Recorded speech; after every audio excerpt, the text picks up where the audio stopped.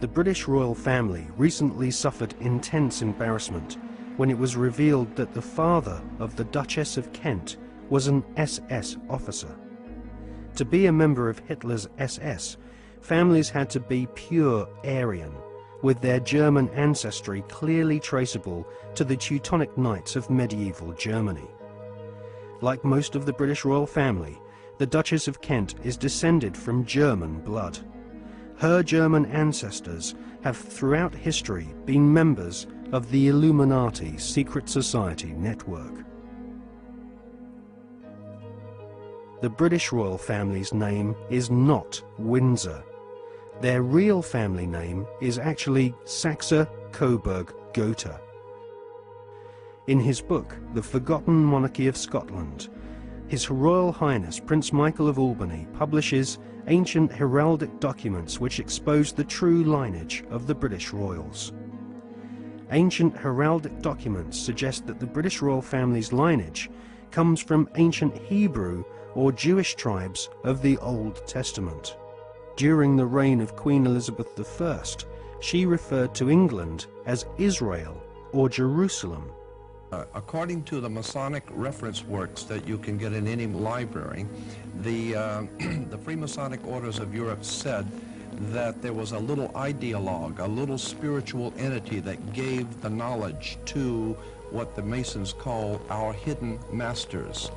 That's what Freemasonry refers to those who lead world Freemasonry. They don't know who they are. No Freemason knows who the actual leaders of the world organization are. They call them our hidden masters. Well, according to the reference works, there is a little spiritual entity that guides the world Freemasonry, and they call him Yoda. And in the reference works, you'll see this little creature with the pointed ears, and he's called Yoda. Yoda goes back to Judah, or Judah, which goes back into British Israel World Freemasonry, going back to the time of the founding of England, and that's why they're today called British. The British, it's a very big difference between being English and British. Brit is Hebrew for contract or a covenant, and ish means man in Hebrew.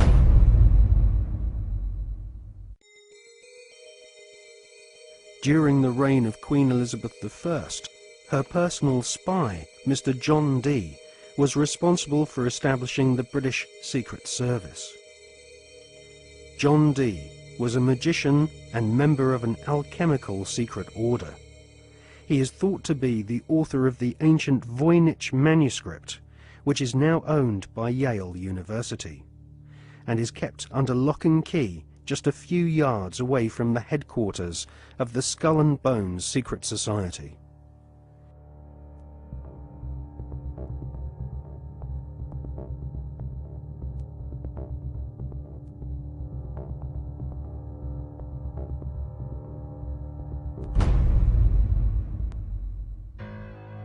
The Duchess of Kent might be ashamed of her father having been a member of the SS, but she might equally be keen to play down the fact that her husband, the Duke of Kent, is Britain's most senior royal Freemason. The Duke and Duchess of Kent live at Kensington Palace, which is home to the Royal Alpha Masonic Lodge. The Royal Alpha Lodge was established by the Duke of Sussex after he became Grand Master of United Grand Lodge in 1813. One of its most eminent members was the physician in ordinary to Queen Victoria, Sir William Gull, who Stephen Knight claims was responsible, along with several other eminent Freemasons, for the Jack the Ripper murders in Victorian London. Suitably, members of the Royal Alpha Lodge at Kensington Palace are called Princes of the Blood Royal.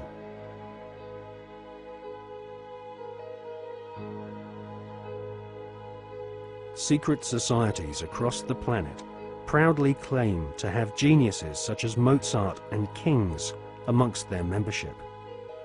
But none of these secret societies allow their members to speak of the rituals which go on behind closed doors in palaces and government buildings around the world. The satanic rituals of Freemasonry have been practiced by several kings of England, but all those questioned sweep Freemasonry's darkest satanic secrets under a very plush carpet.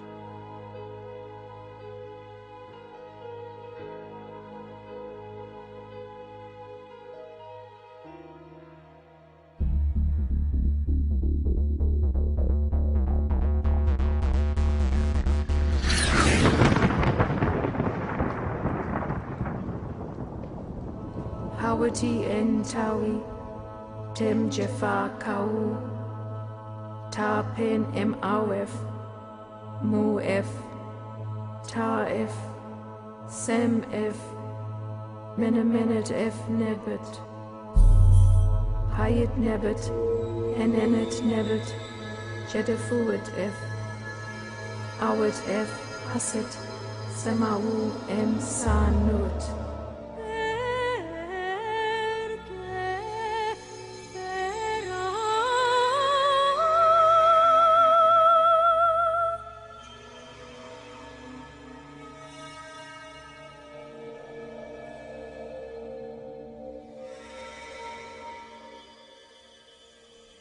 One of the most influential secret societies spawned by the Bavarian Illuminati is the Order of the Golden Dawn.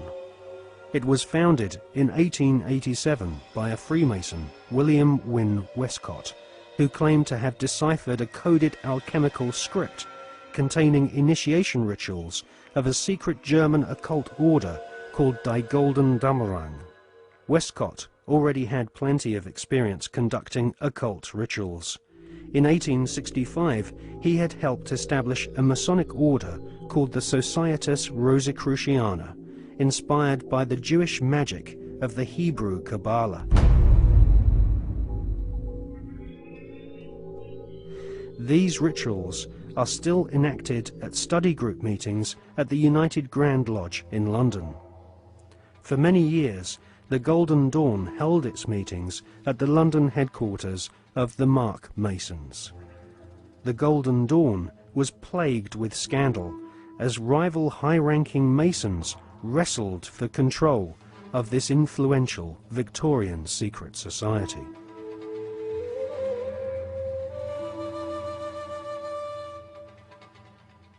In 1891, Westcott lost control of the Golden Dawn to another high-ranking Freemason magician called MacGregor Mathers. Together with the poet W.B. Yeats, they devised new magical rituals and initiated the senior members of Britain's aristocracy. In 1903, control of the Golden Dawn was yet again seized by another Freemason called A.E. Waite. The rituals of the Golden Dawn were similar to ancient witchcraft. At the Old Bailey in 1901, two Golden Dawn associates, Mr. and Mrs. Horos, were tried for rape. They had used the Golden Dawn initiation ceremony to beguile their teenage victims. The Golden Dawn was nothing more than Freemasonry with added semi-satanic and sexual mysteries. The Golden Dawn still survives to this day. In 1987, a conference was held in London to commemorate the centenary of the Golden Dawn's conception. The conference was organised by the Hermetic Research Trust, whose trustees include the Marquis of Northampton, who is a prominent Royal Arch Freemason.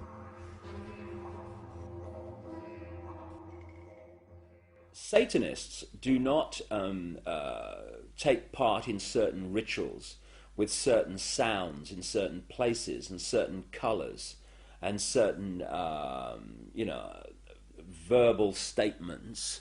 They don't do it because, oh, that'd be nice, let's say that, and then shall we have a bit of red, or what do you think? No, no. It's done because everything in this reality is vibration.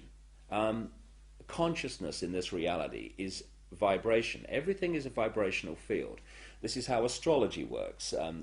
When we're born, where the planets are, they're sending out vibrational projections that are affecting the vibrational field that we are born into, and that's why we are affected differently at different times of the year. Therefore, they understand this, and they're manipulating these vibrational fields all the time to manipulate us. And so these rituals, just a pageant. It's like the Freemasonic rituals. You know, you talk to Freemasons, the vast majority of Freemasons not trying to manipulate anyone, not on a mass scale anyway. And they'll say, so what about these rituals, mate? Oh, I don't know. To do silly things, you always try to leg up and bare your bloody breast. I don't know, it's some ancient bloody tradition. I don't know what it's all about. Anyway, they do a nice dinner, so you only have to do it once. They don't realise that these initiation rituals are actually set up to affect the participants in a certain way that allows these other dimensional entities, which folklore have talked about for thousands of years all over the bloody planet, this theme of possession by demons.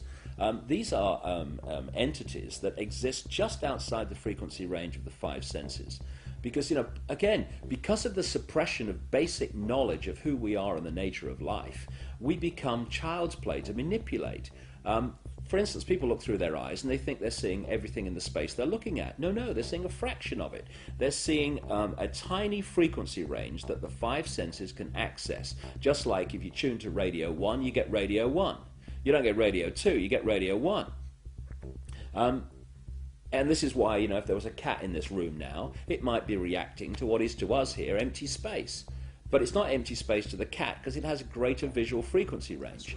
Now, just outside the frequency range of the five senses are entities that are manipulating this five sense reality through these particular bloodlines. And one of the key places where this possession takes place is during these satanic rituals and gatherings, when the vibrational environment is created by the ritual that allows this takeover of the mental and emotional processes of these people to take place. And this is why you'll meet so many people who've known famous politicians and stuff when they started in politics or before they came into politics. And they'll say, mate, that guy ain't the bloke that I knew. Well, mentally and emotionally, that's literally true in a lot of cases because of this possession that takes place. And people think it's kind of far-fetched and almost maddening, and that may happen in Babylon, but not now. Well, please. That very thought is the greatest defense mechanism this grotesque conspiracy has to protect it.